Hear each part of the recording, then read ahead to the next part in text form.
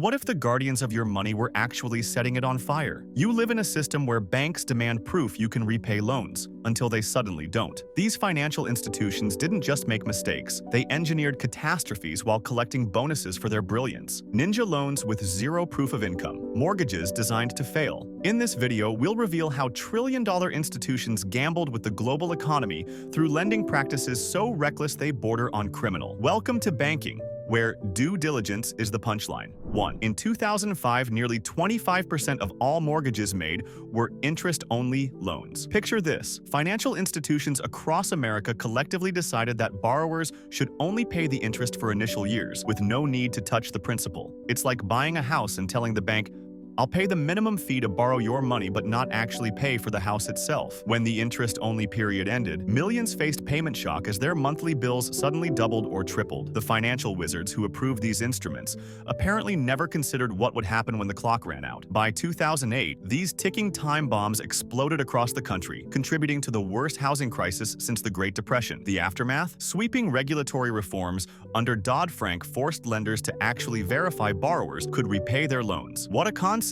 2. Ninja loans. No income, no job, no assets. From 2003 to 2007, banks decided that the three things you'd traditionally need to borrow hundreds of thousands of dollars were entirely optional. Who needs proof of income when you have a pulse and a dream? These lending marvels required only a credit score, presumably because checking if someone actually had money to repay a mortgage was too much paperwork. An estimated 6 million households lost their homes during the Great Recession, partly due to these fantasy-based loans. Imagine walking into a bank today and saying, "I'd like $500,000, and no, I won't be telling you if I have a job." You'd be escorted out. But for nearly half a decade, this was standard operating procedure across the American banking system. The Financial Crisis Inquiry Commission later called these loans a self-inflicted wound on the economy. The banking industry's response? Essentially, our bad. 3. Washington. Mutual's option arm loans might be the banking equivalent of giving a teenager the keys to a Ferrari and a bottle of whiskey. In 2005, a staggering 68% of these adjustable-rate mortgages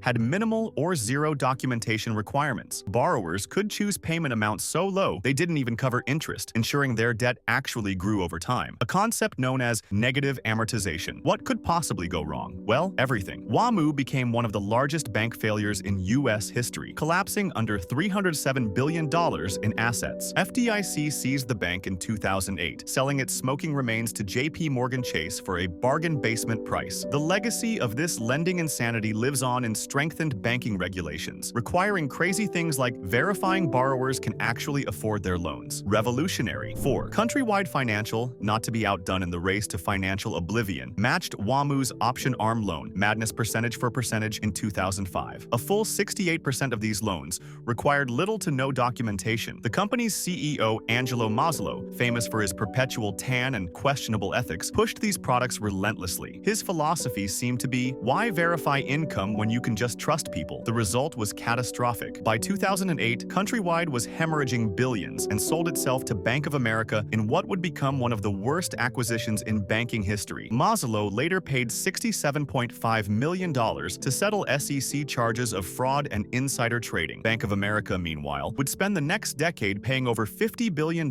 in fines and settlements for Countrywide's toxic legacy. Sometimes the dumbest loan is the one you take out to buy a predatory lender. 5. Bear Stearns' hedge fund collapse in 2007 represents the financial equivalent of building a castle on quicksand, then inviting the neighborhood to dance on it. In July of that year, the investment bank announced 2 of its hedge funds had imploded due to subprime mortgage exposure. These weren't just any funds, they were leveraged to the hilt, using borrowed money to place massive bets on mortgage-backed securities that turned out to be worth about as much as a sandcastle at high tide. The collapse sent shockwaves through the financial system, serving as the canary in the coal mine for the impending global financial crisis. Less than a year later, Bear Stearns itself would collapse and be acquired by J.P. Morgan Chase in a fire sale brokered by the Federal Reserve. The 85-year-old institution vanished over a weekend, proving that even the mightiest Wall Street firms can disappear when they mistake financial alchemy for sound banking. 6. Lee Farkas, former chairman of Taylor, Bean and Whitaker, orchestrated what the Justice Department called one of the largest bank fraud schemes in history through Colonial Bank's mortgage warehouse lending division. Starting in 2002, Farkas began misappropriating roughly $1.4 billion,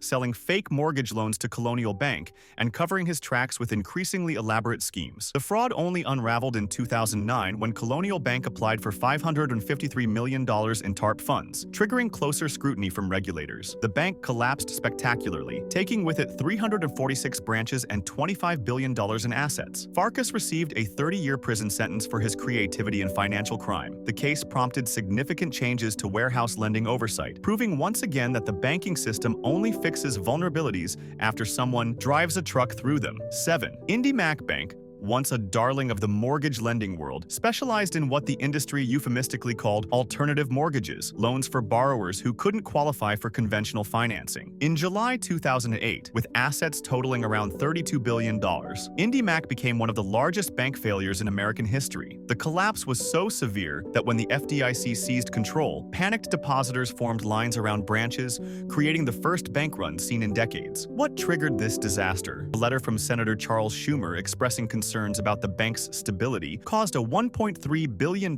bank run. While Schumer caught flack for causing the failure, IndyMac had already made its own bed with billions in high-risk loans that became toxic when the housing bubble burst. The bank's remains were eventually sold to a group of investors who renamed it One West Bank, later sold to CIT Group for $3.4 billion, a rare happy ending in this financial horror story. 8. Continental Illinois National Bank and Trust, once the 7th largest bank in America, pioneered the concept of being too big to fail decades before it became a household phrase. The bank's 1984 collapse stemmed from its purchase of over $1 billion in loans tied to the oil and gas industry from Penn Square Bank. When energy prices plummeted, these loans went from black gold to fool's gold almost overnight. The federal government, fearing systemic collapse, stepped in with an unprecedented $4.5 billion bailout and took an 80% ownership stake in the bank. The rescue operation coined the phrase "too big to fail," which would echo ominously through the halls of Congress 24 years later during the 2008 financial crisis. Continental's failure led to the creation of prompt corrective action regulations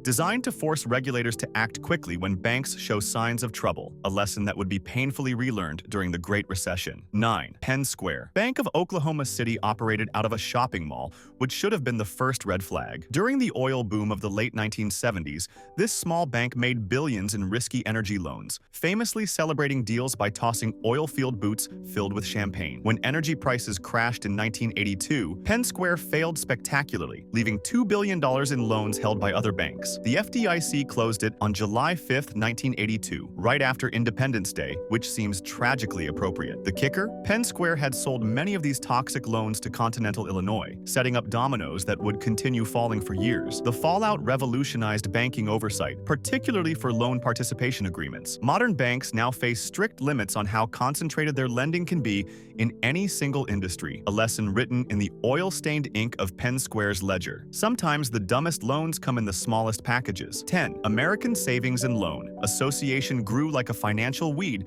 during the deregulated 1980s, holding a massive portfolio of mortgage-backed securities that would make a modern risk officer faint. When interest rates shifted unfavorably, the $30.2 billion asset institution collapsed under the weight of its own aggressive growth. The 1988 failure became a poster child for the savings and loan crisis, costing taxpayers an estimated $5.4 billion.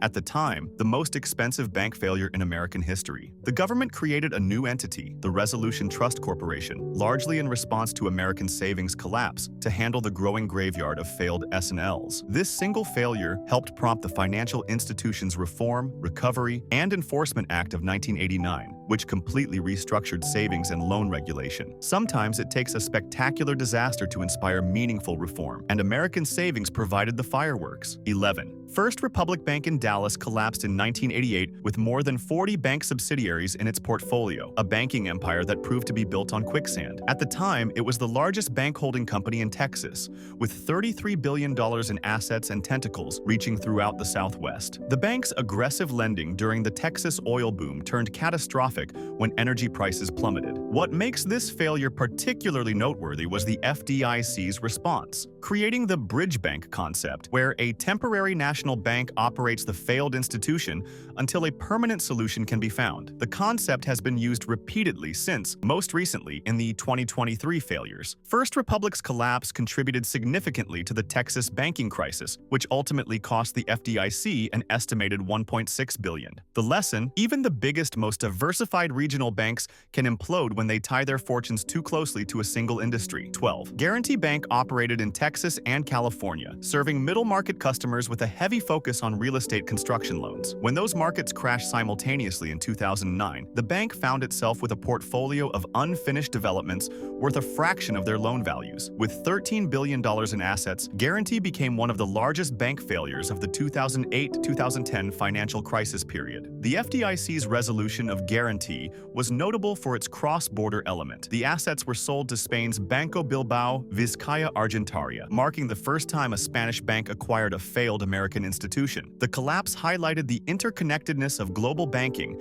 and the vulnerability of institutions with geographically concentrated loan portfolios. Regulators subsequently strengthened requirements for diversification across markets and property types. Sometimes the lessons of banking come with a Spanish accent. 13. Bank United was Florida's largest bank when the FDIC seized it in May 2009. With over 1,000 employees and 85 branches, this wasn't some fly-by-night operation. The bank's downfall came from gorging on high-risk option arms throughout Florida's real estate boom, issuing mortgages like a dealer at a casino. When the housing bubble burst, Bank United's loan portfolio revealed itself to be about as solid as a sandcastle at high tide. The failure cost the FDIC an estimated $4.9 billion, making it one of the most expensive bank resolutions of the financial crisis. In an unusual twist, a group of private equity investors purchased the bank's remains and kept the Bank United name, effectively resurrecting the brand that had just catastrophically failed. The new entity successfully went public in 2011, proving that in American finance, even spectacular failure can be repackaged as a fresh opportunity. 14. Downey Savings and Loan was the 23rd largest savings and loan in the country when it shuttered in November 2008, becoming the 22nd bank to close that year. Based in California, Downey had built its business on Golden State real estate, which turned out to be more lead than gold when the housing market collapsed. With $12.8 billion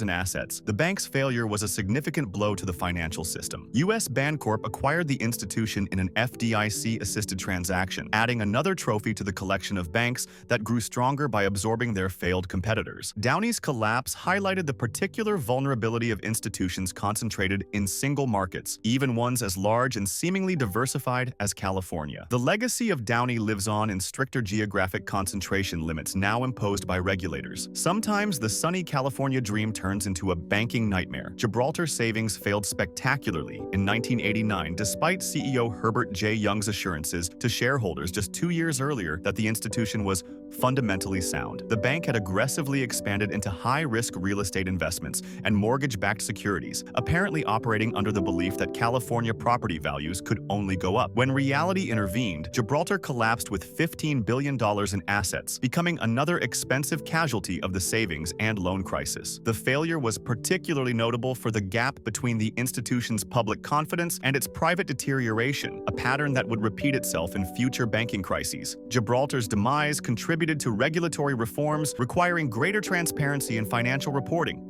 and stricter limits on speculative investments by insured depository institutions. As it turns out, rock-solid names don't guarantee rock-solid balance sheets. The Bank of New England's 1991 collapse demonstrates how quickly fortunes can change in banking. During the 1980s, the bank rode the region's real estate boom to become a financial powerhouse with over $30 billion in assets. Management apparently believed the good times would roll forever, making increasingly risky commercial real estate loans. When the New England economy faltered, the bank's loan portfolio turned toxic virtually overnight. The failure triggered the first major test of the too-big-to-fail doctrine established after continental Illinois. Regulators, fearing regional economic collapse, protected all depositors regardless of insurance limits. This controversial decision influenced how large bank failures would be handled for decades to come. The Bank of New England's downfall also accelerated the consolidation of the banking industry, as healthy institutions swooped in to acquire failed competitors at bargain prices. Sometimes the highest flyers experience the hardest landings.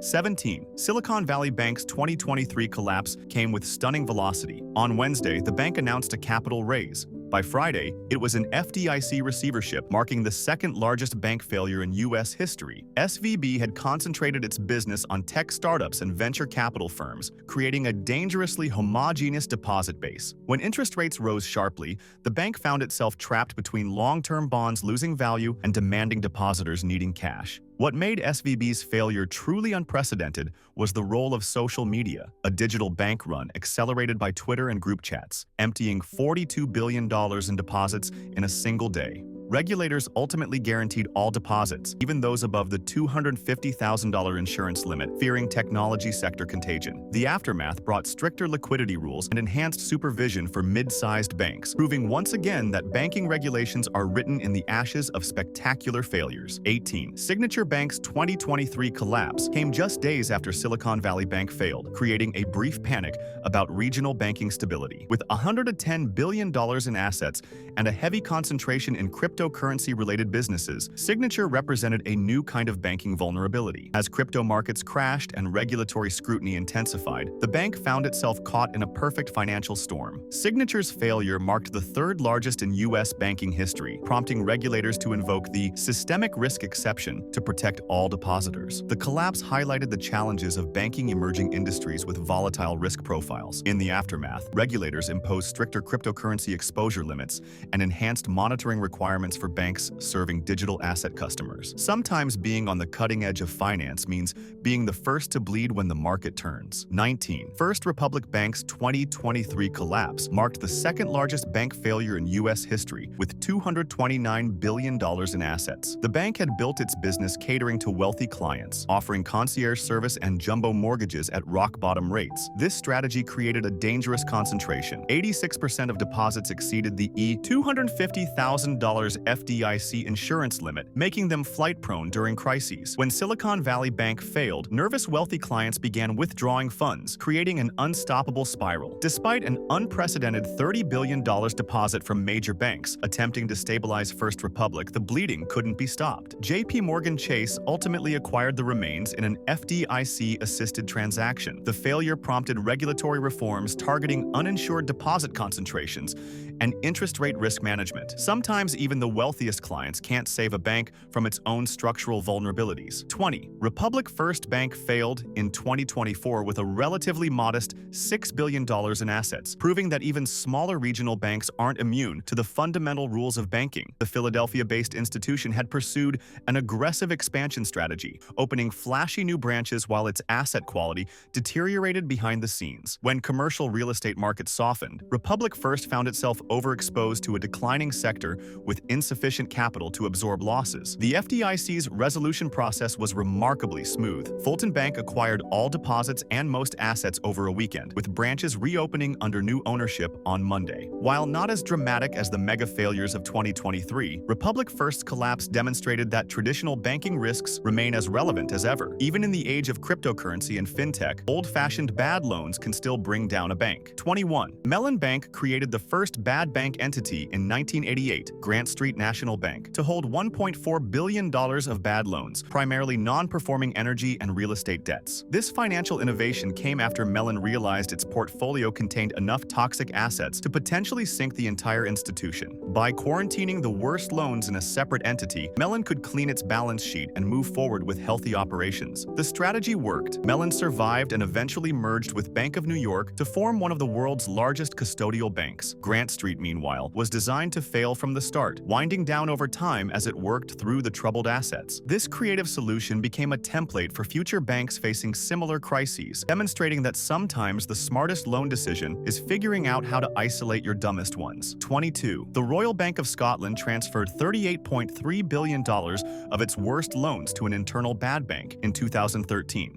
5 years after the UK government had to rescue the institution with a $45 billion bailout. The bad bank wasn't a separate legal entity, but rather an internal division created to quarantine toxic assets and manage them down over time. RBS had grown into one of the world's largest banks through aggressive acquisitions, only to nearly collapse under the weight of its risky loan portfolio during the financial crisis. The creation of the internal bad bank marked a recognition that recovery required isolating and addressing problematic assets assets rather than hoping for their eventual recovery. The strategy helped RBS slowly return to profitability, though the UK government still retains a significant ownership stake. Sometimes the road back from catastrophic lending decisions is measured in decades, not years. 23. Bank of America segregated almost half its 13.9 million mortgages into a bad bank in March 2011, creating a division composed of risky and worst-performing legacy loans. Most of these toxic assets came from the 2008 acquisition of Countrywide Financial, which had specialized in subprime mortgages. The bad bank contained a staggering $1 trillion in loans, managed by a special team focused on working through troubled mortgages and foreclosures. This strategic quarantine allowed Bank of America's main operations to move forward while the legacy issues were addressed separately. The division eventually worked through most of the problematic loans, though not before the bank paid tens of billions in settlements and legal costs. Sometimes the smartest banking decision is admitting your predecessor's loans were disastrously stupid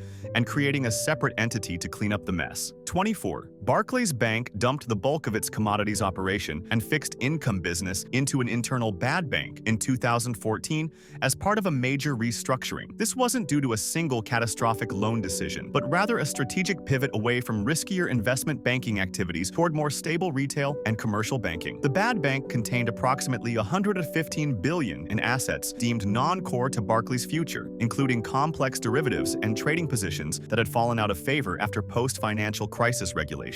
Unlike traditional bad banks containing non-performing loans, Barclays' version held perfectly functional but capital-intensive businesses that no longer fit the bank's strategic direction. The move helped Barclays streamline operations and improve its capital position, demonstrating that sometimes even profitable loans and positions can be bad if they don't align with a bank's long-term vision. 25. The failed West LB's bad loans were transferred to Erste Abwicklungsanstalt, a bad bank holding 190 billion euros in assets from the collapsed German institution. West LB had been one of Germany's largest Landesbanken, state-backed regional banks, before risky investments and poor risk management led to its downfall during the financial crisis. The German government created Erste Abwicklungsanstalt specifically to manage West LB's toxic assets, protecting the financial system from potential contagion. Unlike traditional bad banks designed to wind down quickly, this entity has operated for over a decade, slowly working through complex international investments and long-term loans. The lengthy resolution process highlights the persistent consequences of poor lending decisions, with German taxpayers ultimately bearing much of the cost. Sometimes a bank's worst loans outlive the institution itself, becoming a financial zombie that takes generations to properly bury. 26. FMS Wirt Management holds 170 billion euros in assets from the failed Hypo Real Estate Bank, creating one of the largest bad banks in European history. Hypo Real Estate had expanded aggressively in commercial real estate and public sector lending, only to collapse spectacularly during the 2008 financial crisis, requiring a German government bailout exceeding 100 billion euros. Rather than trying to rehabilitate the institution, authorities created FMS Wirt Management to quarantine the toxic assets while the viable operations were restructured and sold. The bad bank's portfolio included everything from Greek government bonds to financing for the Trump Tower in Chicago. This massive financial cleanup operation demonstrates how poor lending decisions can transform from private bank problems into public liabilities. More than a decade later, German taxpayers continue paying for loans approved in the mid-2000s, proving that in banking, the bill for recklessness eventually comes due. 27. The Swedish banking crisis of 1992 resulted from over-speculation in property assets and exchange rate issues, requiring the establishment of two bad banks, Retriva and Securum. After a massive property bubble burst, Sweden's entire banking system teetered on collapse, forcing the government to take unprecedented actions. Rather than simply bailing out failing banks, Sweden created specialized entities to purchase toxic assets at realistic market prices, allowing the banks to clean their balance sheets. This Swedish model became internationally famous for its efficiency. The total cost to taxpayers ended up being just 2% of GDP, a fraction of what other countries would later spend on financial crisis resolutions. The approach became a blueprint studied by policymakers worldwide during the 2008 global financial crisis. Sometimes the most effective response to catastrophically stupid loans is a surgical removal rather than hoping they'll somehow heal on their own. 28. Zions disclosed a near-total wipeout on $60 million in loans after finding apparent misrepresentations from borrowers in non-deposit non-depository financial institution loans in early 2024. The bank had extended credit to commercial lenders who, in turn, made loans to end borrowers. Essentially, Zions was lending to other lenders. When these borrowers defaulted, Zions discovered discrepancies in the loan documentation that suggested deliberate fraud. This relatively small loss, by banking standards, nonetheless sent shockwaves through the industry, highlighting vulnerability in the rapidly growing NDFI lending sector. The incident prompted other banks to scrutinize similar loans in their own portfolios, potentially revealing additional problems across the system. Zion's experience demonstrates that even sophisticated financial institutions can be deceived by determined fraudsters, especially when lending to other lenders creates distance between the bank and the actual risk. 29. Western Alliance sued the Cantor Group, a commercial real estate firm, for alleged fraud related to non-depository financial institution (NDFI) loans in 2024. The lawsuit claimed Cantor misrepresented the value and quality of loans it was using as collateral for financing from Western Alliance. This dispute emerged as part of a broader pattern of problems in NDFI lending, where banks extend credit to non-bank lenders who then make loans to end borrowers. The complex chain creates opportunities for misrepresentation and fraud that traditional underwriting processes might miss. Western Alliance had been under pressure since the 2023 regional banking crisis and could ill afford additional loan losses. The case highlighted the growing interdependence between traditional banks and the shadow banking system, raising regulatory concerns about hidden risks in the financial system. Sometimes the dumbest loans happen when banks forget they're ultimately responsible for understanding what their money is actually funding. 30. JP Morgan reported a $170 million loss tied to subprime auto lender Tricolor after its September collapse in 2024. Tricolor had specialized in making auto loans to Hispanic customers with limited credit histories, a market underserved by traditional lenders but with higher default risks. JP Morgan had provided warehouse financing to Tricolor, essentially funding the lender's operations until loans could be packaged and sold to investors. When Tricolor's loan performance deteriorated rapidly, the structure collapsed, leaving JP Morgan holding losses that far exceeded expectations. The situation highlighted vulnerabilities in the growing practice of banks financing non-bank lenders, especially those serving higher-risk market segments. Even JP Morgan, with its sophisticated risk management systems, failed to detect the problems early enough to prevent significant losses. The incident prompted renewed scrutiny of subprime auto lending across the banking sector. Sometimes even the industry's most respected risk managers can be blindsided by problems hiding in plain sight. 31. Bank loans made to non-bank financial firms were the single fastest-growing category of bank lending, rising 26% annually since 2012 and reaching $1.14 trillion by March 2024. This explosion represented a fundamental shift in how credit flows through the financial system. Banks increasingly preferred lending to other lenders rather than making loans directly to end borrowers, creating a complex chain of financial intermediation. This arrangement allowed banks to generate fee income and interest while theoretically diversifying risk. However, it also introduced new vulnerabilities, as banks became dependent on the underwriting standards and risk management of their non-bank borrowers. When problems emerged in 2024, they spread quickly through the system, demonstrating how interconnected the financial world had become. Regulators belatedly began scrutinizing these relationships more closely, realizing they had allowed a massive shadow banking system to develop without adequate oversight. Sometimes the dumbest loans aren't individual decisions, but entire lending categories that grow unchecked. 32. Pulaski Savings Bank failed in 2025 with $49.5 million in assets, becoming one of two bank failures that year. This small community bank in the Midwest had specialized in commercial real estate lending in its local market, apparently believing that its deep community knowledge provided adequate protection against market downturns. When several major employers left the region, commercial property values plummeted, and Pulaski's loan portfolio quickly deteriorated. Despite its small size, the failure attracted regulatory attention because it highlighted vulnerabilities in community banking models reliant on local economic conditions. The FDIC arranged for a larger regional bank to acquire Pulaski's deposits in some assets, ensuring depositors experienced minimal disruption. The failure demonstrated that even the smallest banks aren't immune to the fundamental rules of prudent lending. Sometimes the most dangerous loans are those made based on community relationships rather than sound financial analysis. 33. The Santa Ana National Bank failed in 2025 with $77 million in assets, collapsing under the weight of agricultural loans made during a period of inflated farmland values. Located in a rural farming community, the bank had dramatically increased lending to local farmers during years of high commodity prices and expanding exports. When international trade tensions reduced foreign demand and prices fell, Many borrowers could no longer service their debts. Bank regulators cited Santa Ana for inadequate risk management and overconcentration in a single sector before finally closing the institution. A neighboring community bank acquired the deposits and performing loans, while the FDIC retained the most troubled assets for later disposition. The failure highlighted the persistent vulnerability of small banks to local economic conditions and commodity price cycles. Sometimes the most predictable lending disasters come from banks forgetting that agriculture, like banking itself, has always been a cyclical business. 34. In February 2005, a MarieQuest mortgage was exposed as the financial equivalent of a Carnival Barker's shell game. The Los Angeles Times revealed that America's largest subprime lender operated boiler rooms, where 32 former employees admitted they deceived borrowers about the terms of their loans, forging documents, falsifying appraisals, and fabricating borrowers' income. Picture loan officers literally cutting and pasting borrowers' signatures onto documents,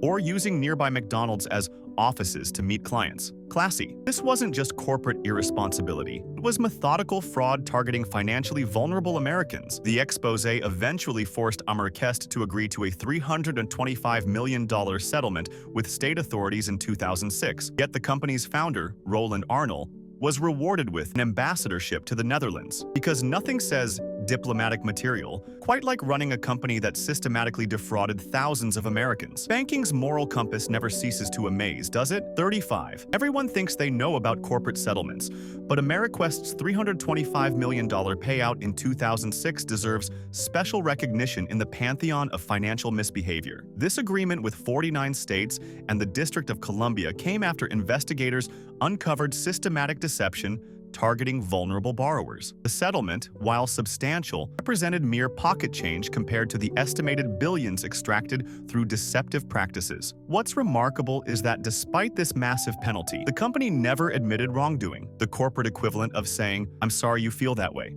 instead of, "Sorry I did that." The settlement required MarieQuest to reform its lending practices and provide restitution to harmed borrowers. But it was too little, too late. By 2007, the company collapsed under the weight of the subprime mortgage crisis it helped create. Sometimes justice has a longer memory than corporate boardrooms expect. 36. Associates First Capital Corporation, before being swallowed by Citigroup in 2000, operated like a loan shark with better branding. The FTC filed a complaint, charging the company with systematic and widespread abusive lending practices, including deceptive marketing that induced consumers to refinance into high-cost loans. Their specialty was convincing homeowners with low-rate mortgages to refinance into loans with hidden fees and ballooning payments, a practice known as flipping. It has nothing to do with real estate renovation shows. The case eventually settled for a then-record $215 million in consumer redress. What makes this particularly galling is that Citigroup bought associates knowing full well about these practices, the financial equivalent of adopting a rabid dog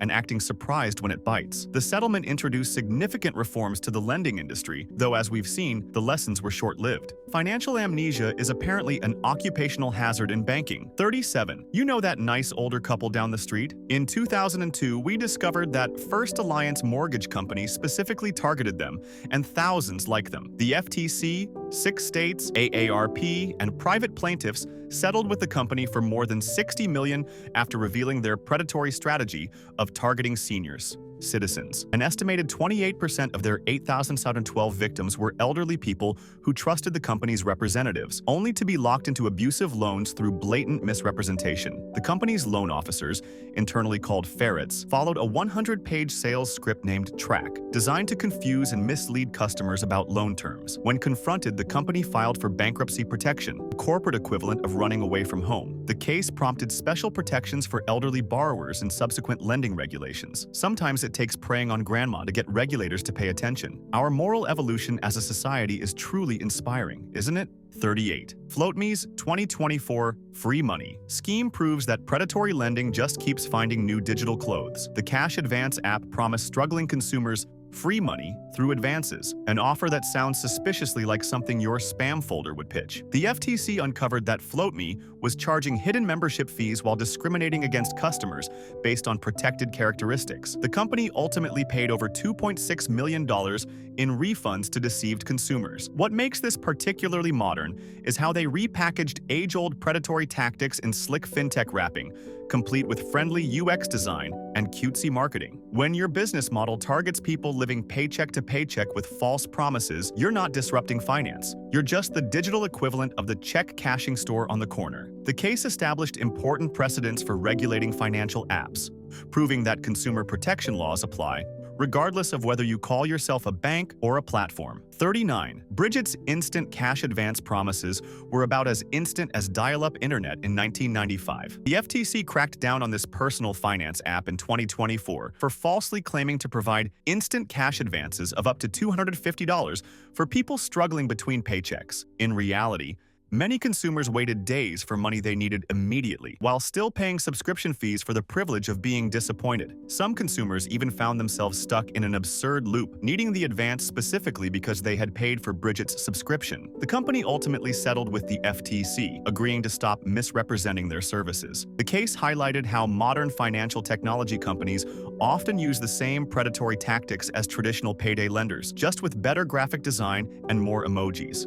The enforcement action established that digital financial services must meet the same standards of truthfulness as their brick-and-mortar predecessors. Some lessons apparently need to be taught in every new technological medium. 40. Harvest Moon. Financial sounds like a wholesome farming video game, but its business practices were more reminiscent of a horror title. In 2024, the FTC sent 26,698 checks, totaling more than $970,000, to consumers harmed by this deceptive payday lending operation. The company's innovation? Depositing money into consumers' bank accounts without permission, then extracting repeated finance charges without applying any payment toward principal. It's the financial equivalent of someone breaking into your house to leave money, then charging rent for storing it there. Many victims had only filled out loan inquiry forms, but never actually applied for or authorized loans. When the FTC finally shut down this scheme, many borrowers had paid hundreds or thousands in finance charges on loans they never wanted. The case established important precedents about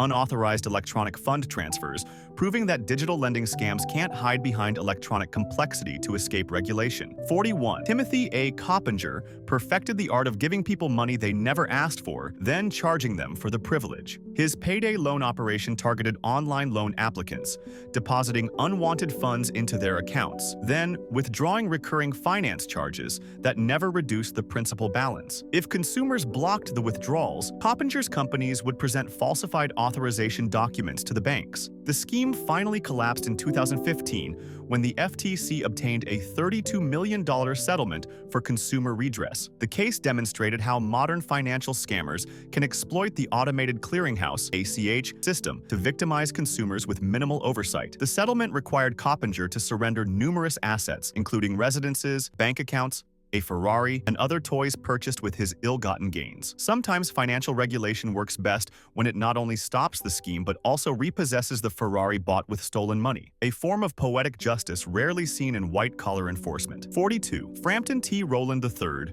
a name that sounds like it belongs to a character in a Jane Austen novel, ran a scheme that was anything but genteel. As a partner in the same unauthorized loan operation as Timothy Coppinger, Rowland helped deposit unwanted payday loans into consumers' accounts, then extracted finance charges without their consent. When consumers complained, his companies presented falsified evidence purporting to show borrowers had agreed to the loans. The FTC settlement included $22 million in consumer redress and a ban on participating in the lending industry. What's particularly striking about this case is the brazenness. Consumers weren't tricked into bad loans. They were given loans they never requested at all. This bizarre inversion of traditional fraud highlights how digital finance has created new opportunities for schemes that would have been impossible in the face-to-face lending world. The case helped establish stronger verification requirements in electronic lending, closing a loophole that scammers had exploited with devastating effect. 43. Imagine borrowing $500 and owing $3,805 just 4 months later. Welcome to the LDF Tribal Corporation's business model, where interest rates reached a jaw-dropping 701%. From 2016 to 2023, this operation made loans to approximately 980,000 borrowers, collecting astronomical interest rates under the dubious shield of tribal sovereignty. After years of litigation, a $1.5 billion settlement canceled $1.4 billion in outstanding loans, relief felt by consumers across 45 states. The tribal lending operation had attempted to evade state interest rate caps by claiming sovereign immunity, a legal maneuver that ultimately failed. This case represents one of the largest consumer financial settlements in history and established crucial precedent limiting the rent-a-tribe model, where non-tribal entities partner with tribes to evade regulations. Sometimes justice arrives late, but when it does, it can bring billion-dollar relief to consumers trapped in loans that were mathematically impossible to escape. 44. In 2017, Think Finance perfected the art of laundering predatory loans through tribal sovereignty in what prosecutors called a rent-a-tribe scheme. The company partnered with Native American tribes to originate loans with interest rates exceeding 700% annually, while claiming immunity from state usury laws. When challenged, Think Finance argued the loans were technically made by sovereign tribal entities. Regulators and courts saw through this legal fiction, resulting in settlements providing close to $1 billion in relief, including $387,115 in debt cancellation across 920,572 loans. The company eventually filed for bankruptcy, but not before its scheme had extracted hundreds of millions from vulnerable borrowers. This landmark case effectively closed a major loophole in consumer lending regulation, establishing that companies cannot use tribal partnerships as a shield for otherwise illegal lending practices. Sometimes the most significant legal victories come when courts refuse to let technicalities override financial reality. 45. Advance America, once the country's largest payday lender, discovered in 2004 that North Carolina takes consumer protection seriously. The company agreed to pay $1,875 million to more than 140,000 North Carolina consumers after charging illegal fees and interest rates, the equivalent of returning about $135 to each affected borrower. While Advance America operated legally in many states, North Carolina's consumer protection laws specifically prohibited the payday lending model. Rather than comply, the company attempted various workarounds, including partnering with an out-of-state bank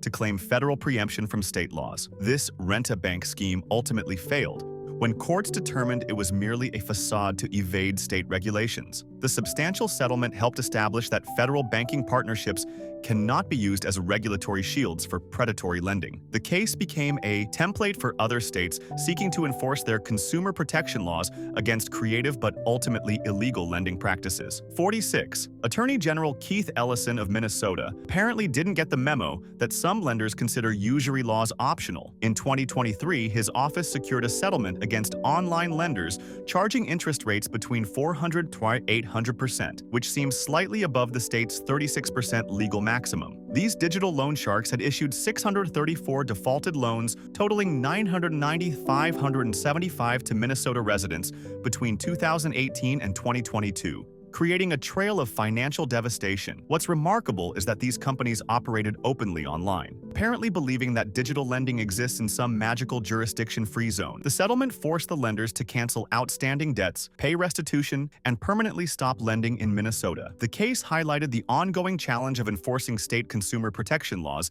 in the digital age, where lenders can operate from anywhere but harm consumers everywhere. Sometimes it takes an ambitious AG to remind predatory lenders that the internet isn't a lawless frontier for financial exploitation. 47. Bright Lending discovered in 2023 that the bright part of their name didn't extend to understanding basic state usury laws. As part of Minnesota's crackdown on illegal online lenders, the company was forced to reckon with the fact that charging interest rates several times the state's 36% cap is, in fact, illegal. The company had targeted financially vulnerable Minnesotans with loans featuring triple-digit APRs, apparently hoping that digital operations would somehow exempt them from laws governing, well, lending money. The settlement required Bright Lending to cancel all outstanding debts and pay restitution to affected borrowers. What makes this case noteworthy is how it demonstrates the persistent whack-a-mole nature of predatory lending enforcement. Close one loophole, and lenders simply find another, often by moving operations online or offshore. The Minnesota action established important precedent for state enforcement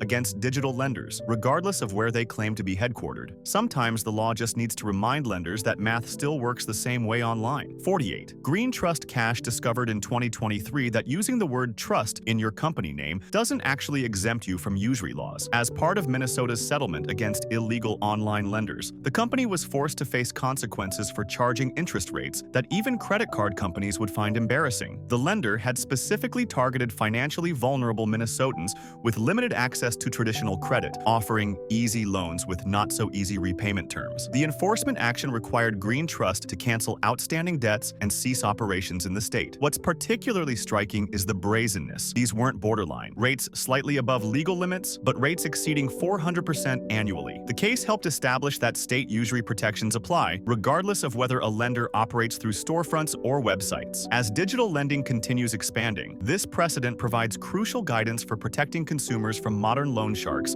who've traded physical intimidation for digital exploitation. 49. Target Cash. Now found out in 2023 that targeting vulnerable consumers with predatory loans has consequences, at least in Minnesota. As part of the state's settlement with illegal online lenders, the company was required to cancel outstanding debts and cease operations within Minnesota. Despite clear state law capping interest at 36%, Target Cash Now had charged rates over 10 times that amount, apparently operating under the misguided belief that digital lending exists in a regulation-free zone. The enforcement action specifically addressed how these lenders targeted financially vulnerable consumers with limited alternatives, creating cycles of debt that were mathematically impossible to escape. What's remarkable is that despite decades of regulatory efforts, predatory lenders continuously find new channels and structures to evade consumer protections. The Minnesota action represents an important evolution in state enforcement capabilities, demonstrating that the digital nature of modern lending doesn't exempt it from fundamental consumer protection laws that have existed for centuries. 50. On January 6, 2025, the CFPB sued a non-bank manufactured home financing company that apparently thought affordability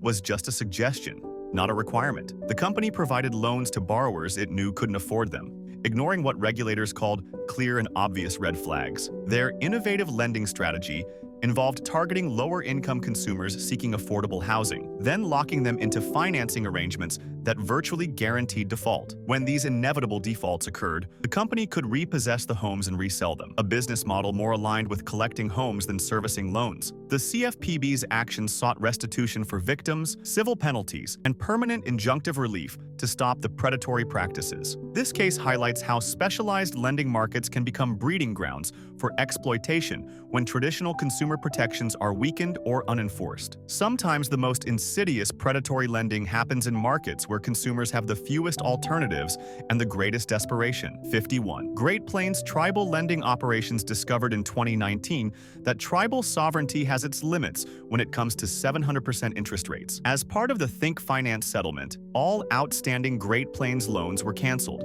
providing relief to thousands of borrowers trapped in what amounted to legalized debt servitude. The tribal lending model had attempted to use Native American tribal immunity as a shield against state usury laws, a clever legal fiction that ultimately collapsed under regulatory scrutiny. What makes this case particularly notable is how it exposed the cynical exploitation of tribal sovereignty by non-tribal financial interests seeking to evade consumer protection laws. After years of litigation, courts finally established that the tribal connection was merely a veneer covering an otherwise illegal lending operation controlled by non-tribal entities. The case established crucial precedent limiting the rent-a-tribe model that had flourished in the regulatory gaps between federal Indian law and state consumer protection statutes. Sometimes the most important consumer protection victories come from recognizing substance over form. 52.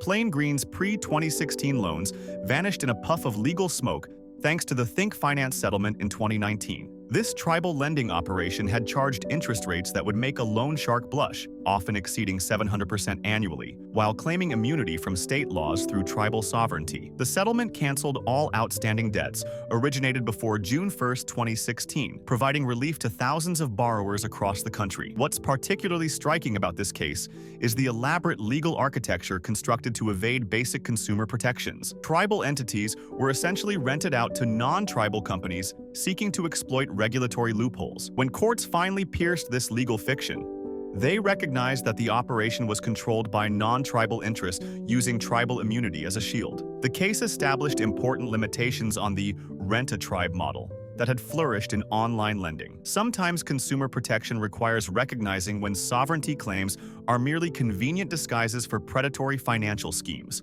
53. In 2019, All Mobi loans originated before May 6, 2017 were canceled with debt elimination as part of the Think Finance settlement. Like its tribal lending siblings, Mobi loans had charged interest rates that would make a credit card company blush, all while claiming immunity from state regulations through tribal sovereignty. The settlement provided relief to thousands of borrowers trapped in loans with triple-digit interest rates. What's remarkable about these tribal lending operations is how they represented the evolutionary adaptation of predatory lending to regulatory pressure. As states cracked down on storefront payday lenders, the industry simply morphed into online tribal lenders claiming sovereign immunity. The Think Finance settlement established that this legal shield was ineffective when the tribal entity was merely a front for non-tribal financial interests. The case created important precedent for distinguishing between legitimate tribal economic development and cynical exploitation of tribal status for regulatory evasion. Sometimes legal victories come from recognizing the difference between sovereignty and subterfuge. 54. Check Into Cash learned in North Carolina that ignoring state laws has consequences. The company was part of class action settlements totaling $43.5 million for more than 364,000 class members for illegal payday lending practices. Despite clear state prohibitions on payday lending, the company had operated through various regulatory workarounds, including partnerships with out-of-state banks, the notorious rent-a-bank model designed to evade state usury caps. When these schemes failed legal scrutiny, Check Into Cash was forced to provide substantial compensation to affected borrowers. What's particularly notable is the persistence of these lenders in finding creative structures to continue essentially identical lending practices despite clear regulatory prohibitions. The North Carolina settlements demonstrated that states could effectively enforce their consumer protection laws despite sophisticated evasion attempts. The cases established important precedent-limiting federal preemption arguments that payday lenders had used to shield themselves from state regulation. Sometimes consumer protection requires dogged persistence in the face of relentless regulatory arbitrage. 55. Check and Go checked into North Carolina and went away with a hefty settlement bill. The company was included in the state's payday lending settlements for violating clear prohibitions against the high-interest, short-term loans that had trapped thousands of consumers in cycles of debt. Despite North Carolina's explicit ban on payday lending, Check and Go and similar companies had attempted various regulatory workarounds to continue their lucrative business model. The substantial settlement provided restitution to affected borrowers while establishing that payday lenders couldn't simply rebrand or restructure to evade state consumer protection laws. What's remarkable about this case is how it demonstrated the effectiveness of state-level consumer protection when vigorously enforced, even against national lending chains with substantial legal resources. The North Carolina actions became a model for other states seeking to protect their residents from predatory lending practices that had adapted to exploit regulatory gaps. Sometimes the most effective consumer protection happens at the state level, where regulators are closest to the communities being protected. 56. First American Cash. Advance discovered that North Carolina doesn't mess around when it comes to consumer protection. The company was forced to stop making illegal payday loans in the state as part of Attorney General enforcement actions, joining other lenders in a coordinated crackdown on evasive lending practices. Despite clear state prohibitions on payday lending, the company had operated through various loopholes, including partnerships with out-of-state banks to claim federal preemption from state laws. When these arrangements failed legal scrutiny, First American was forced to exit the North Carolina market entirely. The case demonstrated how determined regulatory enforcement can overcome even sophisticated attempts to evade consumer protection laws. What's particularly notable is how this enforcement action contributed to North Carolina becoming one of the few states to effectively eliminate payday lending within its borders, proof that state-level consumer protection can work when backed by strong legal action. Sometimes the most effective consumer protection is simply closing the door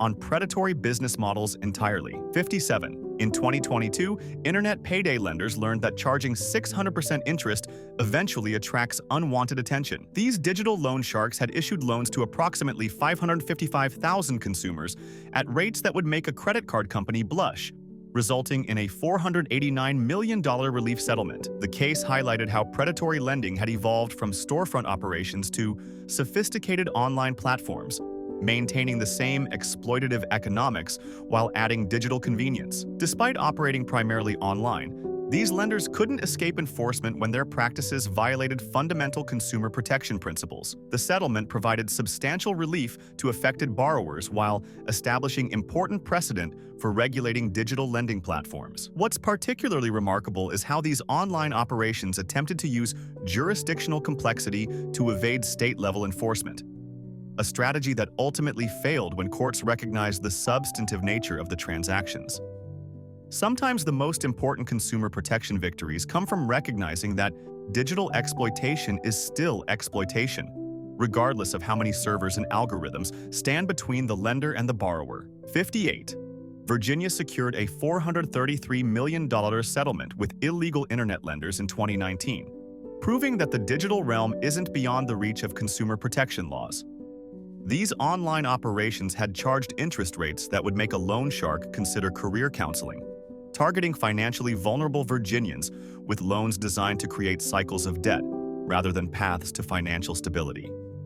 The case was particularly notable for overcoming complex jurisdictional challenges presented by online lenders operating across state lines or from offshore locations. Despite these complications, Virginia authorities successfully enforced state usury laws against digital platforms that had attempted to use the internet's borderless nature as a shield against regulation. The settlement provided substantial relief to affected borrowers while establishing important precedent for state enforcement in the digital lending landscape. As lending continues migrating online, this case demonstrates that consumer protection principles can and must follow, even when lenders attempt to hide behind servers, algorithms, and jurisdictional complexity. 59. Delta Funding Corporation discovered in 1999 that targeting minority neighborhoods with predatory loans has consequences. The company's business was concentrated in census tracts where 80% were minority residents, leading to a New York State predatory lending case that exposed systematic discrimination. The lender had charged minority borrowers higher fees and interest rates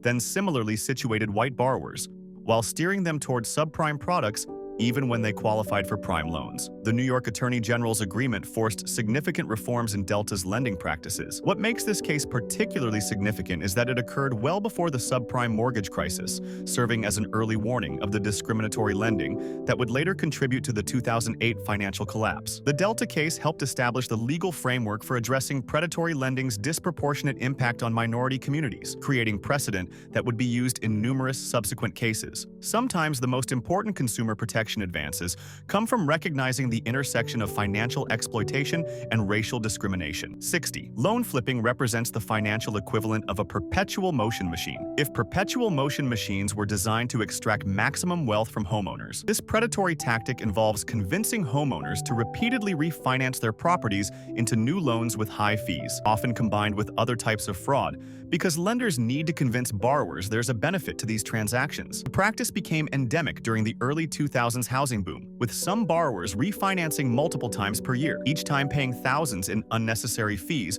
while their equity disappeared. Regulatory actions against loan flipping helped establish important consumer protection principles, including ability to repay requirements and restrictions on prepayment penalties that had facilitated the practice. What's particularly insidious about loan flipping is how it transforms the refinancing process, potentially a legitimate financial tool, into an extraction mechanism that benefits only the lender. Sometimes the most damaging predatory tactics aren't technically illegal until regulators recognize the pattern and create specific prohibitions. 61. Equity stripping sounds like a naughty performance art, but it's actually one of the most insidious forms of predatory lending. The tactic involves collecting substantial closing costs and fees up front, then foreclosing when borrowers inevitably can't make payments on loans designed to fail. The lender then recoups their investment by selling the house, essentially a legal method of stealing accumulated home equity. This practice became particularly common during the housing boom of the early 2000s,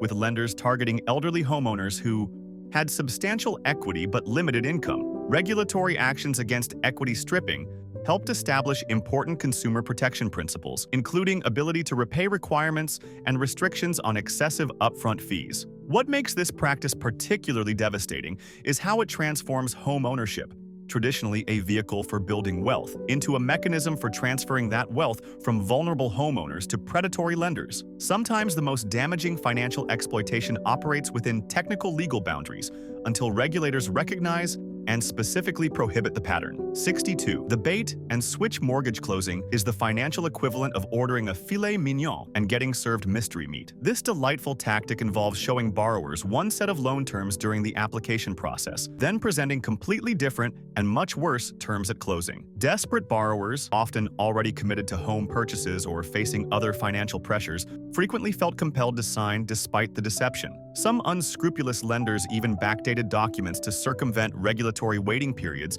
designed to prevent exactly this type of last-minute switch.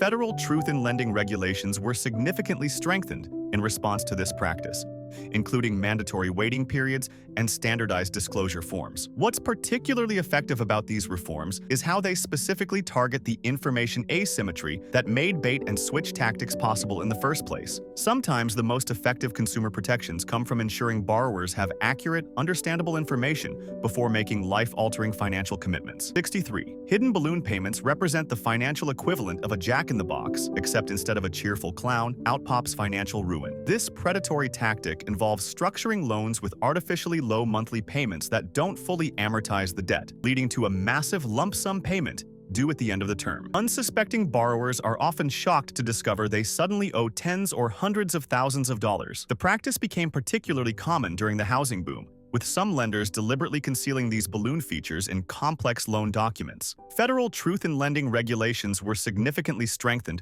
to address this deception, requiring clear disclosure of balloon payments in standardized formats. What's particularly insidious about hidden balloon payments is how they exploit consumers' focus on monthly affordability rather than total cost, a psychological tendency that predatory lenders have repeatedly exploited. Sometimes the most effective consumer protections come from recognizing and counteracting the behavioral biases that make people vulnerable to financial deception. 64. Fraudulent appraisal inflation is the real estate equivalent of a funhouse mirror, making properties appear much more valuable than they actually are. This deceptive practice involves appraisers deliberately overstating property values to justify larger loans, often at the behest of lenders seeking to maximize loan amounts and their fees. During the housing boom, some properties were appraised at double their actual market value, creating loans that were underwater from the moment they closed. Regulatory reforms following the financial crisis included strict appraiser independence requirements and penalties for influencing valuations. What makes this practice particularly damaging is how it undermines the fundamental collateral basis of mortgage lending. When a home isn't worth what the loan documents claim, everyone loses except the lenders who collected their fees up front. The reform of appraisal practices represents one of the more successful post-crisis regulatory improvements, with significant reductions in valuation fraud following implementation. Sometimes the most effective reforms come from recognizing that objective, independent valuation is essential to a functioning housing finance system. 65. Phantom signers on loan applications represent the lending equivalent of having an imaginary friend co-sign your mortgage. This deceptive practice involves adding names of people, often unknown to the primary borrower, to loan documents to make the application appear more creditworthy. During the housing boom, some mortgage brokers would literally invent co-applicants or add names from previous unrelated applications to boost approval chances. Federal regulations were significantly strengthened to address this fraud, including stricter identity verification requirements and penalties for application misrepresentation. What makes this practice particularly troubling is how it corrupts the fundamental trust basis of lending. If lenders can't rely on application information being accurate, the entire system of credit evaluation becomes meaningless. The reforms addressing phantom signers demonstrate how effective regulation often comes from recognizing and closing specific loopholes rather than broad theoretical approaches. Sometimes the most practical consumer protections target specific, deceptive practices rather than attempting to redesign entire financial systems.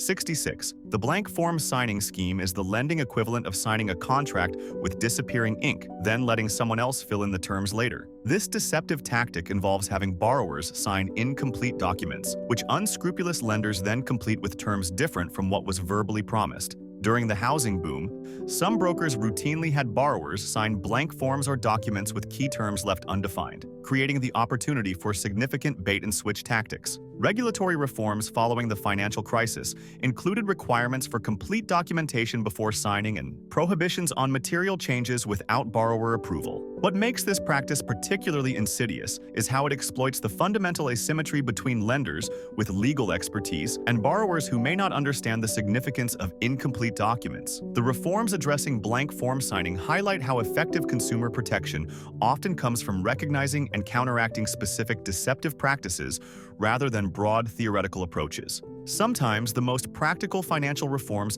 target specific vulnerabilities in the lending process. 67. In February 2005, you walk into a lender's office and suddenly find yourself facing high-pressure sales tactics with one-time offers that expire today. This isn't just aggressive marketing. It's a deliberate strategy to short-circuit rational decision-making about what might be the largest financial commitment of your life. Predatory lenders systematically created artificial urgency to prevent comparison shopping and careful consideration of loan terms. During the housing boom, some borrowers were literally held hostage in closing rooms until they signed or told that walking away would result in substantial financial penalties. Federal regulations were significantly strengthened to address these tactics, including mandatory waiting periods before closing and prohibitions on certain high-pressure techniques. What makes this practice particularly effective at separating consumers from their money is how it exploits fundamental psychological vulnerabilities around scarcity and loss aversion. The reforms addressing high-pressure tactics demonstrate how effective consumer protection often requires understanding both financial and psychological aspects of predatory behavior. Sometimes the most important protections come from giving consumers breathing room to make rational decisions. 68. Your car is worth $15,000, but you only need to borrow $2,000. Car title lenders are happy to help by putting your entire vehicle at risk for a fraction of its value. These loans come with interest rates that would make a credit card blush, often exceeding 300% annually, while offering short repayment terms of 30 days or less. Miss a payment? Say goodbye to your transportation, job, and financial stability in one fell swoop. What makes these loans particularly pernicious is their laser focus on people with few alternatives, the financially desperate who need immediate cash. Despite obvious harm, title lending remains legal in many states due to aggressive industry lobbying and regulatory capture. Reform efforts have focused on extending repayment periods and capping interest rates, though loopholes remain plentiful. The cost of these predatory products extends far beyond their exorbitant rates, as the loss of a vehicle often triggers a cascade of other financial calamities.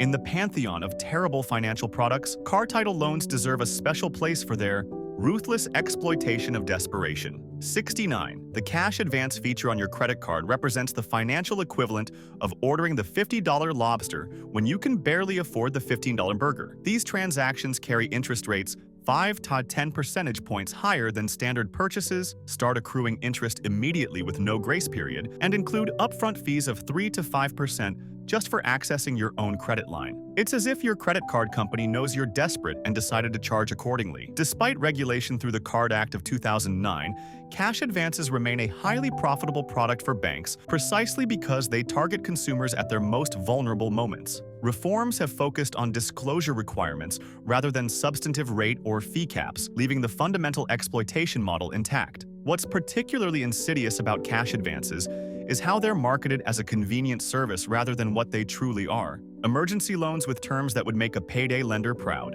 When your friendly neighborhood bank offers terms that rival the local loan shark, perhaps our definition of predatory needs recalibration. 70. Imagine taking out a $2,000 loan and repaying $6,000 over 3 years, all perfectly legal with a 99% APR installment loan. These high-interest products target consumers with damaged credit who have few alternatives, creating a perfect storm of desperation and exploitation. While technically different from payday loans due to their longer terms, they share the same predatory DNA: astronomical rates, aggressive collection practices, and targeting of financially vulnerable populations. Regulatory responses have varied widely by state, with some imposing strict rate caps while others allow triple-digit interest under various exemptions and loopholes. The Consumer Financial Protection Bureau's efforts to address these products have faced fierce industry resistance and political headwinds. What's particularly concerning is how these loans create an illusion of affordability through extended terms, while their total cost of credit would shock even sophisticated borrowers. The math doesn't lie. When you pay $4,000 in interest on a $2,000 loan,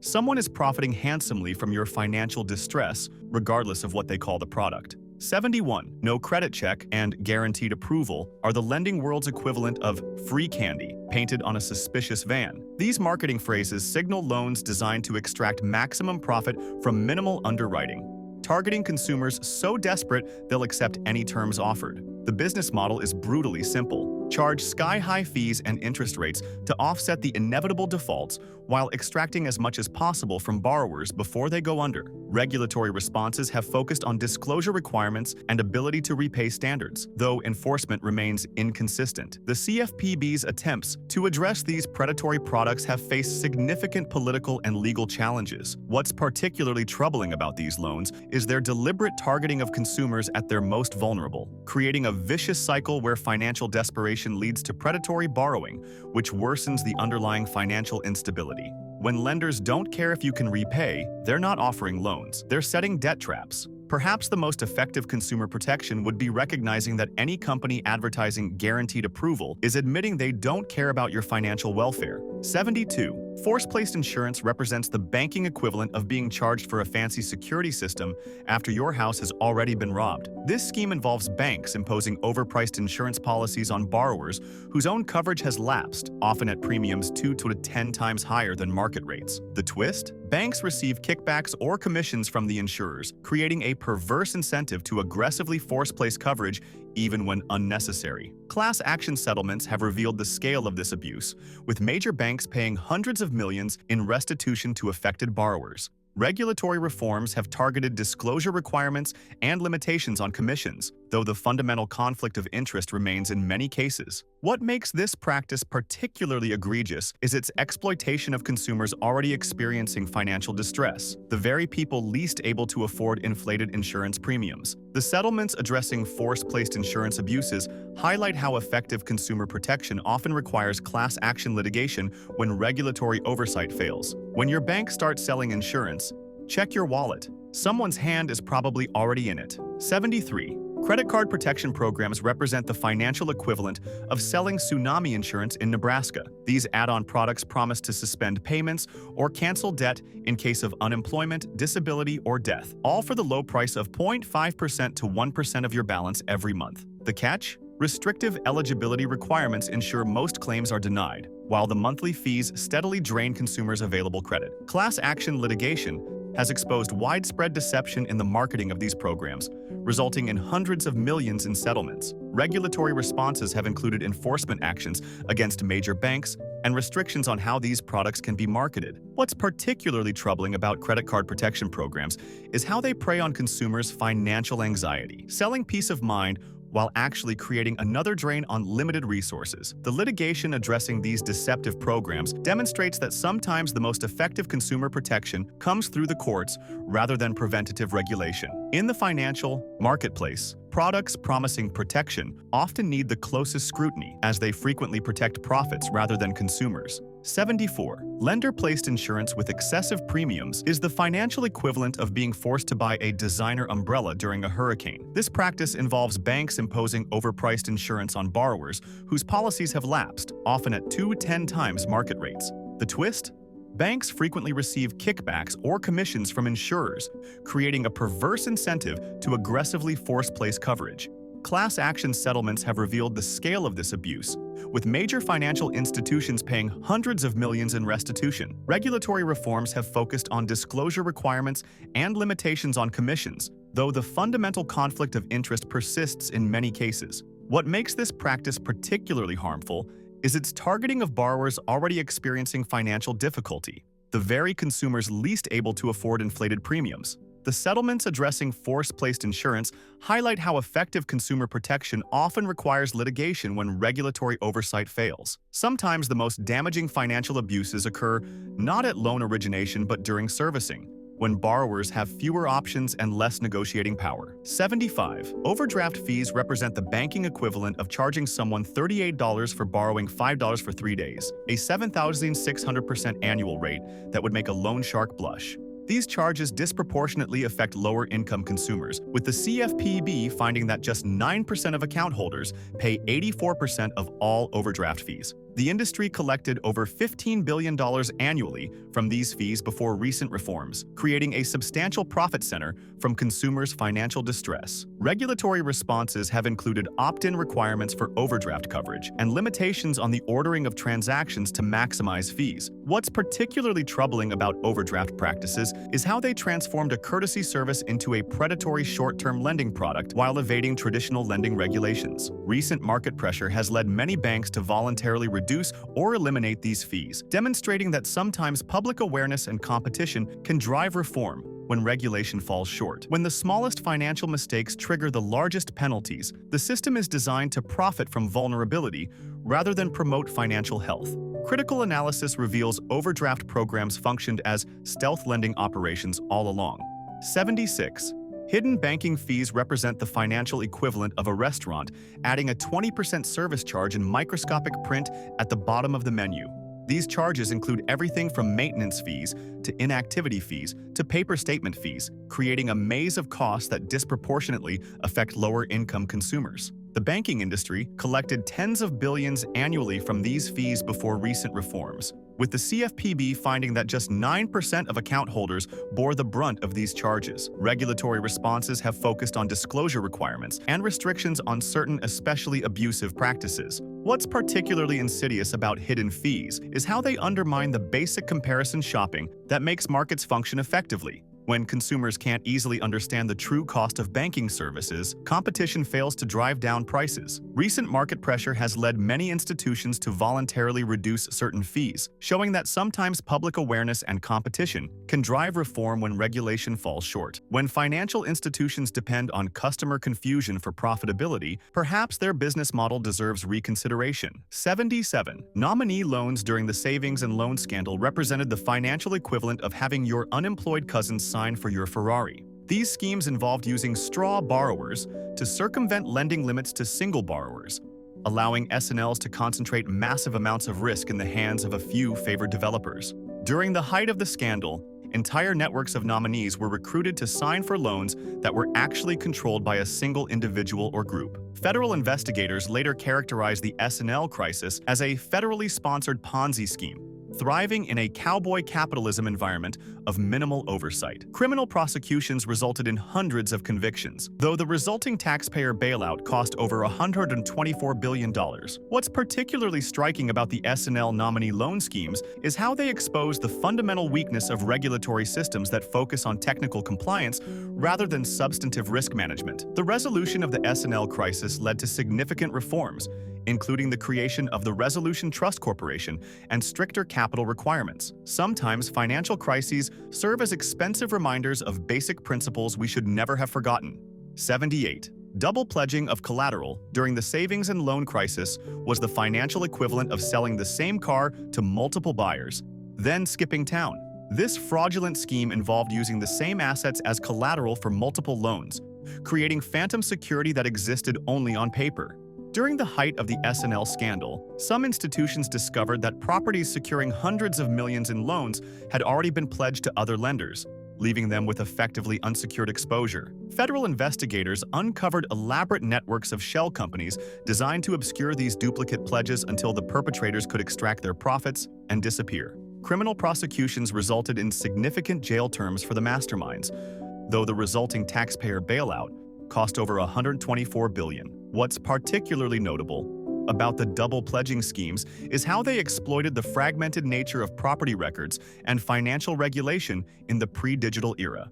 The resolution of these frauds contributed to significant reforms in collateral verification and documentation requirements.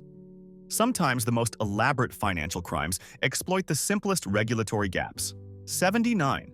Reciprocal loan arrangements during the S&L crisis were the banking equivalent of "I'll scratch your back if you'll scratch mine," except with billions in taxpayer-insured deposits. These schemes involved multiple institutions making loans to each other's preferred borrowers to circumvent regulatory lending limits and concentration restrictions. By spreading loans across friendly institutions, S&Ls could maintain the appearance of diversification while actually concentrating massive risk in the hands of a few favored developers. Federal investigators later uncovered elaborate networks of reciprocal arrangements designed specifically to evade regulatory scrutiny. Criminal prosecutions resulted in significant convictions, though many perpetrators avoided meaningful consequences. What's particularly striking about these arrangements is how they transformed seemingly prudent regulatory limits into mere paperwork exercises without changing the underlying risk exposure. The resolution of the S&L crisis led to significant reforms in inter-institution transactions and related party lending restrictions. Careful analysis reveals that when financial institutions start engaging in elaborate quid pro quo lending arrangements, they're usually hiding risks that wouldn't withstand scrutiny in the light of day. 80. Land flip schemes during the S&L crisis were the real estate equivalent of a shell game, except the prize was millions in fraudulent loan proceeds. These scams involved rapidly transferring properties between related parties at ever-increasing prices, creating artificial appreciation that justified larger loans with each flip. During the height of the scandal, some properties changed hands multiple times in a single day, with values increasing by millions despite no physical improvements. Federal investigations uncovered properties that had appreciated 1,000% or more through these manipulations, with the loans ultimately defaulting once the music stopped. Criminal prosecutions resulted in hundreds of convictions, though the resulting taxpayer bailout cost over $124 billion. What's particularly insidious about land flips is how they exploited the fundamental reliance of lending on objective appraisals. When the appraisal process is corrupted, the entire system of secured lending fails. The resolution of these schemes contributed to significant reforms in appraisal independence and property valuation methods. Sometimes the simplest frauds prove the most damaging because they target foundational assumptions of our financial system. 81. Check kiting during the S&L crisis represented banking's version of juggling with invisible balls. This fraud involves exploiting the float time between when a check is deposited and when it clears, essentially creating temporary phantom funds by cycling deposits between multiple accounts. During the height of the scandal, some S&L executives maintained elaborate kiting operations involving dozens of accounts across multiple institutions, creating the illusion of deposits that didn't actually exist. Federal investigations uncovered schemes involving hundreds of millions in fictitious funds used to mask insolvency or fund additional fraudulent activities. Criminal prosecutions resulted in significant convictions, though many institutions had already failed by the time the schemes were discovered. What's particularly notable about check kiting is how it exploited the fundamental time delay in the pre-digital banking system, a vulnerability significantly reduced by today's real-time clearing systems. The resolution of these frauds contributed to significant banking reforms, including faster check clearing and enhanced transaction monitoring. Sometimes the most damaging financial crimes aren't particularly sophisticated. They just exploit obvious system weaknesses on a massive scale. 82. The S&L scandal featured alleged organized crime involvement that put a distinctly Godfather-esque spin on banking regulation. Federal investigators uncovered evidence suggesting that various criminal organizations viewed failing S&Ls as perfect vehicles for money laundering and fraud, providing access to federally insured deposits with minimal oversight. During congressional hearings,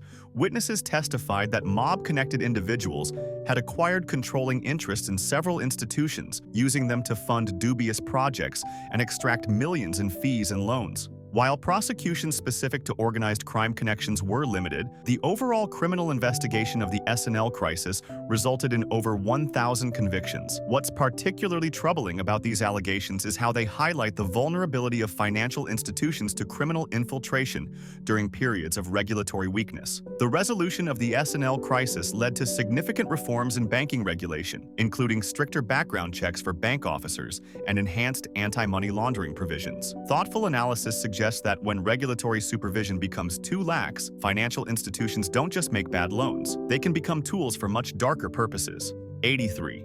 From 1980 to 1982, California's state-chartered S&Ls demonstrated what happens when financial deregulation meets human nature. The number of institutions plummeted from 126 with $82 billion in assets to just 107 with less than $30 billion, while the state's supervisory staff collapsed from 178 examiners to a skeletal crew of 44. This wasn't accidental downsizing. It was ideological deregulation in action. With minimal oversight, S&Ls engaged in increasingly risky ventures far beyond traditional home lending, including speculative commercial real estate and direct investments. The results were predictably catastrophic, with billions in losses that eventually fell to taxpayers. What's particularly striking about this period is how quickly institutions exploited their new freedom. not to innovate beneficial financial products, but to take massive speculative risks with federally insured deposits. The resolution of the S&L crisis led to significant regulatory reforms, including the creation of the Office of Thrift Supervision and stricter capital requirements. Sometimes the most expensive economic lessons are the ones we've already learned but chosen to forget. 84. Liberal state laws during the S&L crisis created a regulatory race to the bottom that would make Darwin wince. As states competed to attract S&L charters, they systematically dismantled traditional safeguards, allowing institutions to engage in activities previously forbidden as too risky. California, Texas, and Florida led this deregulatory charge, creating environments where S&Ls could directly invest in real estate development, own non-financial businesses, and maintain minimal capital reserves. Federal regulators, hamstrung by their own deregulatory mandates, watched as state-chartered institutions engaged in increasingly speculative activities. The results were predictably catastrophic, with state-chartered S&Ls failing at significantly higher rates than their federally chartered counterparts. What's particularly telling about this period is how quickly regulatory competition devolved into effective regulatory capture, with states prioritizing short-term charter fees over long-term financial stability. The resolution of the S&L crisis led to significant reforms in the dual banking system, effectively ending states' ability to create weaker regulatory regimes for federally insured institutions. Critical reflection reveals that when financial regulation becomes a competitive marketplace, the product ultimately being sold is risk itself. 85. Between 1985 and 1988, the Federal Home Loan Bank Board placed over 100 failing S&Ls in its management consignment program, essentially creating a pre-bailout zombie banking system. This program removed owners and managers of the worst-run insolvent institutions while keeping them technically open, a financial equivalent of Weekend at Bernie's. Without the capital to properly resolve these failures, regulators resorted to this holding pattern, allowing deeply troubled institutions to continue operating under regulatory management. The approach postponed the inevitable reckoning, but ultimately increased taxpayer costs when these zombies finally collapsed. What's particularly notable about this program is how it represented a tacit admission that the regulatory system lacked both the legal authority and financial resources to address the growing crisis. The resolution of the S&L debacle eventually required the creation of the Resolution Trust Corporation and hundreds of billions in taxpayer funds. A thoughtful examination of this period reveals that when regulators lack resolution tools and funding, even well-intentioned crisis management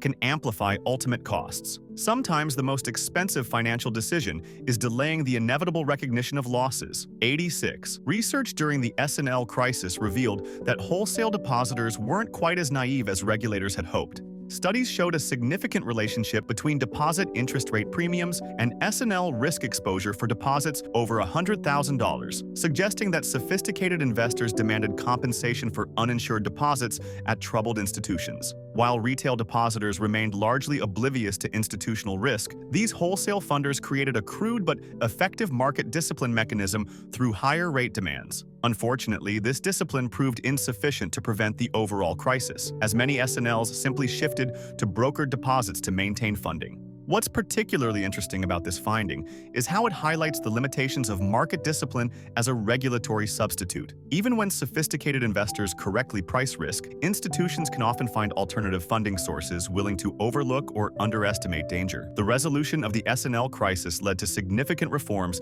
in brokered deposit regulations and supervisory intervention triggers. A careful analysis shows that market discipline functions best as a complement to, rather than replacement for, effective supervision. Sometimes the market sends the right warning signals, but profit-seeking institutions simply shop for less discerning funders. 87. Some S&Ls during the crisis grew like financial kudzu, choking out traditional lending with unchecked expansion. One institution ballooned from $11 million in 1982 to $978 million in 1985. A 9,000% increase in just 3 years. Another exploded from $2 million to $676 million in the same period, growing faster than any legitimate business could responsibly expand.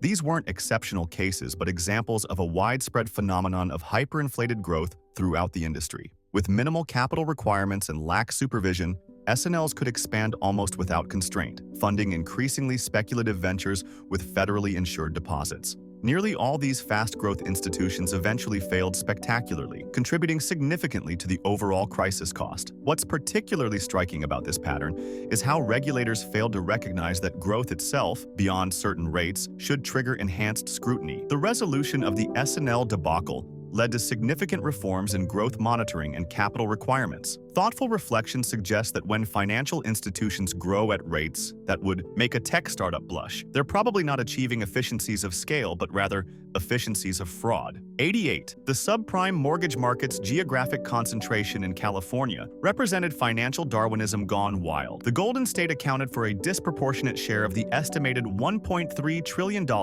in American subprime mortgages as of March 2007, creating a perfect storm when housing prices began to fall. This concentration meant that what might have been a manageable national problem instead became a catastrophic regional one, with cascading defaults and plummeting property values. Lenders had effectively made an enormous correlated bet on perpetually rising California real estate prices, disregarding basic principles of geographic diversification. When this bet failed, the resulting wave of foreclosures triggered the broader financial crisis. What's particularly telling about this concentration is how it exposed the failure of both market discipline and regulatory oversight to address obvious systemic risk. The resolution of the crisis led to significant reforms in risk management requirements and stress testing. Analytical review suggests that when financial institutions start making the same bet in the same place, someone should probably be asking uncomfortable questions before the music stops. 89. Non-bank independent mortgage originators expanded like mushrooms after rain during the subprime boom, growing from 25% of the market in 2002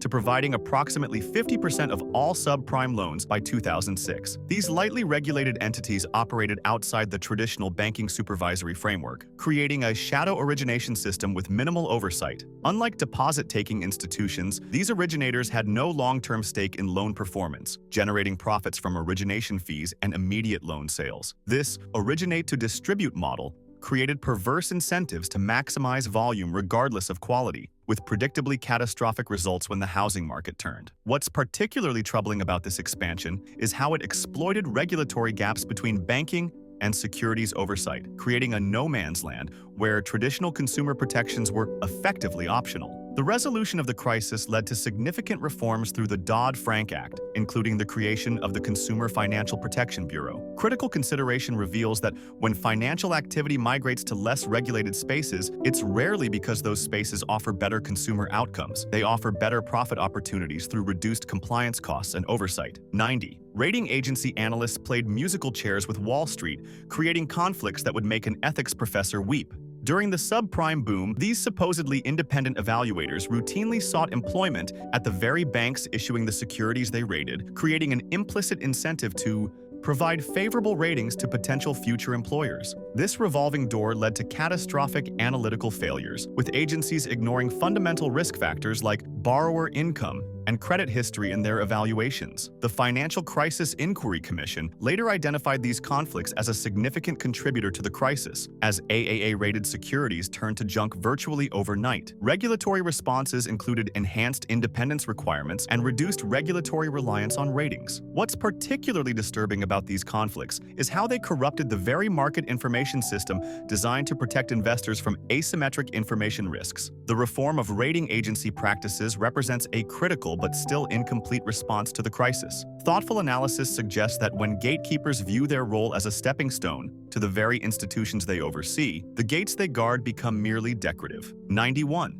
Major investment banks before the financial crisis operated with leverage ratios that would make a casino blush, some reaching an astonishing 140. This meant for every dollar of actual equity, these institutions owed $40, creating enormous vulnerability to even minor asset devaluations. A mere 2.5% decline in asset values could theoretically wipe out their entire capital base. This extreme leverage wasn't accidental, but a deliberate strategy to maximize return on equity, creating the illusion of financial genius during rising markets. When asset values inevitably declined, this house of cards collapsed spectacularly, requiring unprecedented government intervention to prevent systemic collapse. Regulatory responses included the introduction of enhanced capital and leverage requirements under Basel III and the Dodd-Frank Act.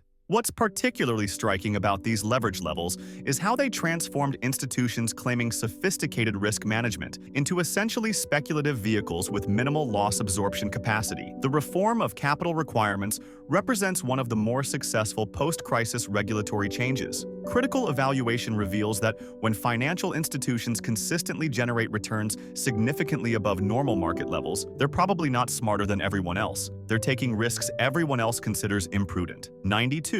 In 2019, 360 Mortgage Group announced a no-income, no-asset (NINA) program called Agency NINA for borrowers with credit scores as low as 620, apparently having slept through the entire 2008 financial crisis. The company planned to issue up to $1 billion of these loans, which would be backed by private capital rather than government guarantees. While technically complying with post-crisis regulations by restricting the program to investor properties rather than primary residences, the announcement raised alarming echoes of pre-crisis lending practices. Industry observers noted that these loans fell well outside the qualified mortgage safe harbor created by Dodd-Frank, representing an early test of whether private capital would return to riskier lending niches. What's particularly concerning about this program is how quickly the financial industry began reconstructing products that had proven catastrophic just a decade earlier, albeit with some modifications to avoid direct regulatory prohibitions. The emergence of these products highlights the limitations of rule-based regulation in preventing cyclical re-emergence of excessive risk-taking. Careful consideration suggests that financial innovation often resembles fashion. Given enough time,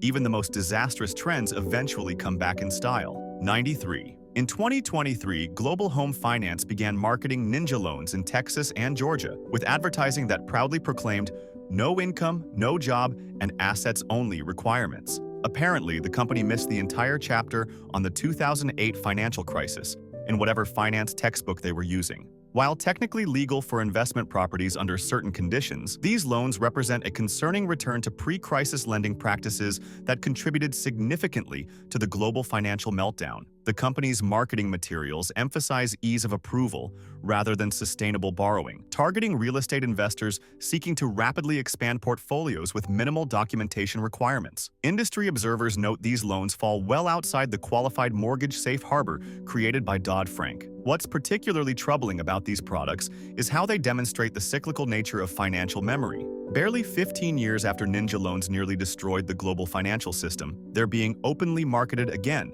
albeit in a more limited form. This reemergence highlights the limitations of post-crisis regulations in permanently changing lending culture. An analytical perspective reveals that financial markets, like evolutionary systems, constantly probe regulatory boundaries for profitable opportunities, regardless of historical outcomes. 94. During the COVID era, Freddie Mac and Fannie Mae tightened self-employed borrower requirements, demanding year-to-date profit and loss statements that many couldn't provide during lockdowns. This regulatory response, while understandable given economic uncertainty, effectively shut millions of gig workers and small business owners out of the conventional mortgage market at precisely the moment historically low interest rates made homeownership more affordable. The resulting gap created fertile ground for alternative lending products to serve these excluded borrowers, including various low documentation options reminiscent of pre-2008 offerings. Industry data shows a significant increase in non-QM, non-qualified mortgage, lending during this period, as borrowers sought options beyond suddenly restrictive conventional guidelines.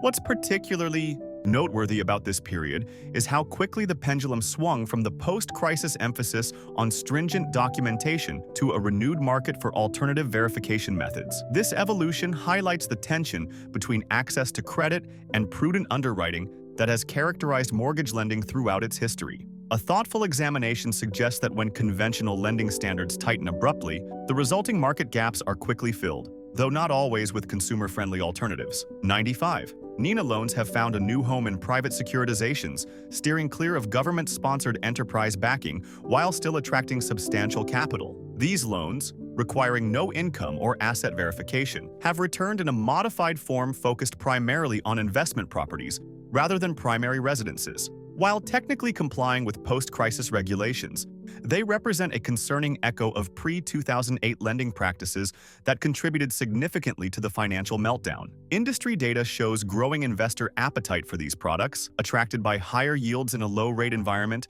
and comforted by higher down payment requirements and credit score thresholds. What's particularly interesting about this development is how it demonstrates the migration of risk away from government-backed channels into private markets, a shift that reduces taxpayer exposure but potentially creates new pockets of systemic risk outside the most heavily regulated sectors. This evolution highlights the challenges of comprehensive financial regulation in a system where capital constantly seeks the path of least resistance. A careful analysis suggests that private securitization markets may be rebuilding the very risk structures that proved so devastating in 2008, albeit with some modifications to avoid direct regulatory prohibitions. 96. Current NINA loan programs are restricted to non-owner-occupied investment properties, creating a regulatory loophole big enough to drive a moving truck through. By focusing exclusively on investment properties, these loans sidestep the ability to repay rules that apply to primary residences, allowing lenders to issue debt without verifying borrowers' income or assets. The theory is that rental income will cover the mortgage payments,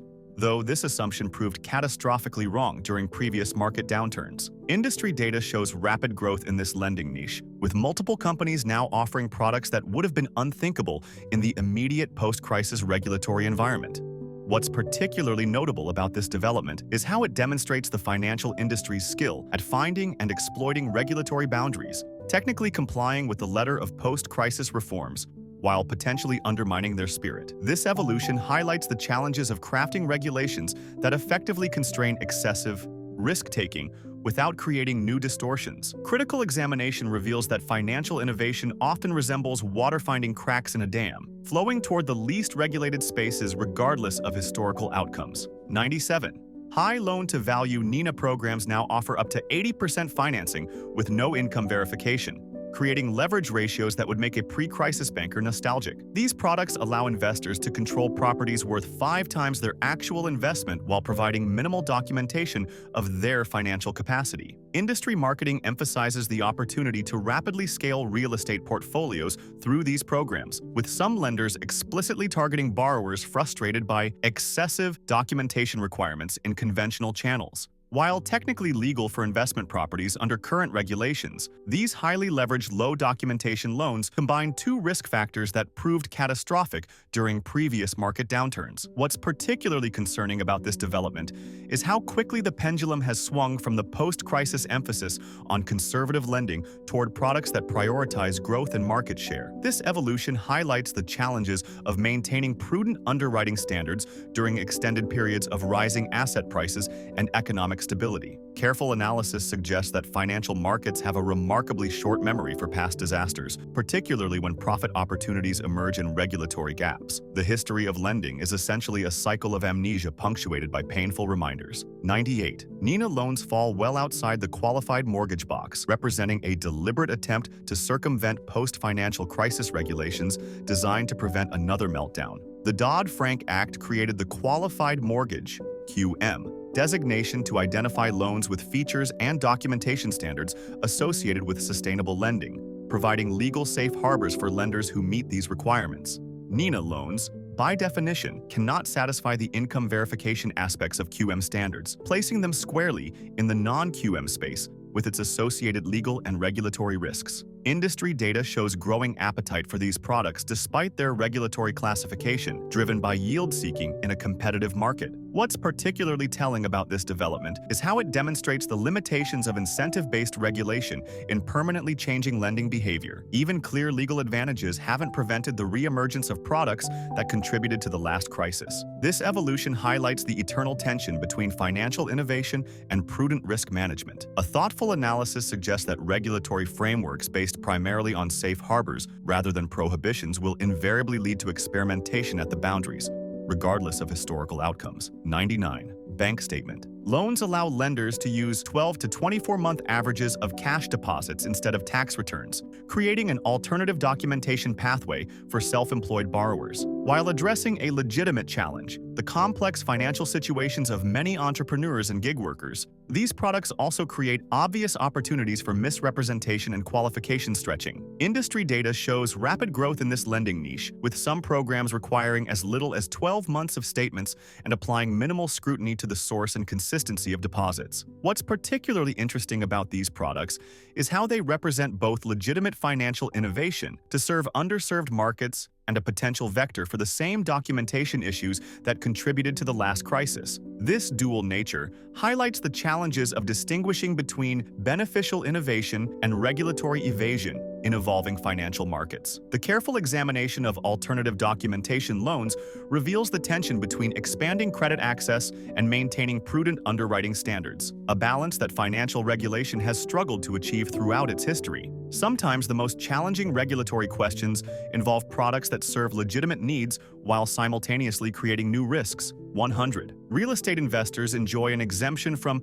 ability to repay rules that would make a consumer advocate weep. While loans for primary residences require rigorous income verification and debt ratio analysis, investor loans need only show that the property will generate sufficient rental income to cover the mortgage, regardless of the borrower's personal financial situation. This exemption creates a significant regulatory gap that has been increasingly exploited by both lenders and borrowers seeking to circumvent tighter post-crisis standards. Industry data shows substantial growth in investment property lending, with programs offering increasingly flexible terms specifically designed to maximize this exemption. What's particularly notable about this carve-out is how it assumes rental income will remain stable during market downturns, an assumption that proved catastrophically wrong during previous crashes when vacancies increased and rents plummeted simultaneously. This regulatory distinction highlights the challenges of creating rules that effectively address systemic risk without unduly constraining market functioning. A thoughtful perspective reveals that regulatory exemptions often become the focus of market activity precisely because they represent paths of least resistance